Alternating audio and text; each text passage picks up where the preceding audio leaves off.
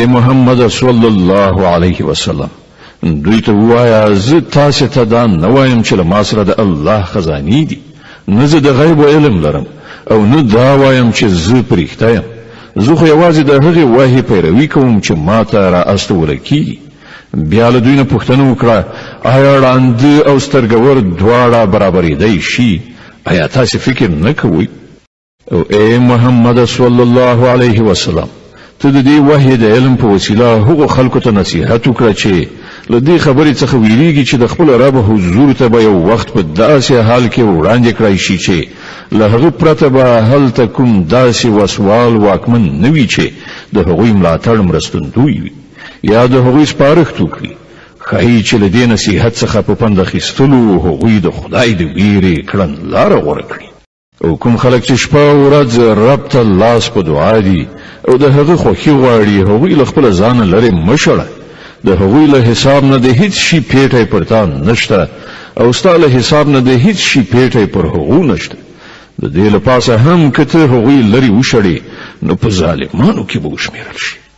په اصل کې مونږ په دې توګه له دې خلکو څخه ځینې د ځینو نورو په وسیله په ازمایښت کې اچولي دي تر څو هغوی دوی وګوري ووایي آیا دغه دی هغه خلک چې پر دوی باندې زمون په منځ کې د الله لورینه او مهرباني شوې ده؟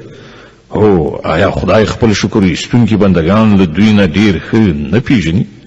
کله چې تا ته هغه خلک راشي چې زمون پر آیاتونو ایمان راوړي نو هغوی ته ووایه سلام پر تاسې.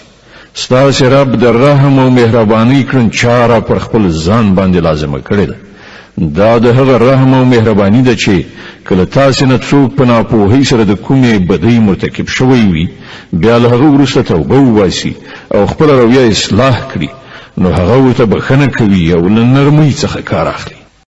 او په دې ډول مونږ خپلې نښانې په ډاګه څرګنده وړاندې کوو تر څو چې د مجرمانو لاره بیخي ښکاره شي. اے محمد صلی الله علیه وسلم دوی ته وایه چې تاسې چې له الله نه پرته نور بلئ د هغو له بندګۍ کولو نه زه منع کړی شوی یم. ووایه زه به ستاسې د نفسي غوښتنو پیروي ونه کړم. که ما داسې وکړل نو ګمراه شوم او د سمې لارې موندونکو څخه نه شوم. ووایه زه د خپل رب له لوري څخه پر یو روښانه دلیل ولاړ یم او تاسې هغه دروغ ګڼلی دی. اوس زما په واک کې هغه څه نشته چې د هغو لپاره تاسې تلوار نیولی یاست. د فیصلې ټول واک د الله دی. همغه حق بیانوي او همغه ډیر ښه فیصله کوونکی دی. وایه که چېرته هغه شی زما په واک کې وای چې تاسې په تلوار سره د هغه غوښتنه کوئ نو زما او ستاسې ترمنځ به د وخته فیصله شوې وه. خو الله ډیر ښه پوهیږي چې له ظالمانو سره څه معامله کول غواړي. له همغه سره د غیبو کلیګانې دي چې له هغه نه پرته بل څوک پرې نه پوهیږي. په وچه او اوبو کې چې هر څه دي له ټولو څخه هغه خبر دی. له ونې څخه کومه راولیدونکې پاڼه داسې نشته چې هغه پرې عالم نه وي. د ځمکې په ترږمۍ پردو کې کومه دانه داسې نشته چې هغه ورڅخه باخبره نه وي. وچ او لانده ټول په یو روښانه کتاب کې لیکل شوي دي. هماغه دی چې د شپې ستاسې ساګانې اخلي او د ورځې چې څه کوئ پر هغو پوهیږي. بیا په بله ورځ هغه تاسې د همدې ژوند ژواک په نړۍ کې راپاڅوي تر څو چې د ژوند ټاکلې موده سرته ورسیږي. په پای کې د همغه لوري ته ستاسې ورګرځېدل دي. بیا به هغه تاسې ته وښیي چې تاسې څه کوئ.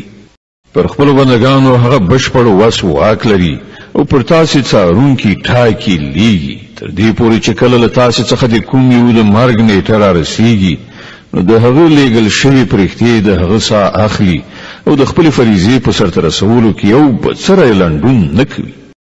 بیا ټول د الله د خپل حقیقي بادار په لوري بیرته راوستل کیږي. خبردار اوسئ د فیصلې ټولې واکمنۍ د همغه په لاس کې دي او هغه په حساب اخیستو کې ډیر چټک دی.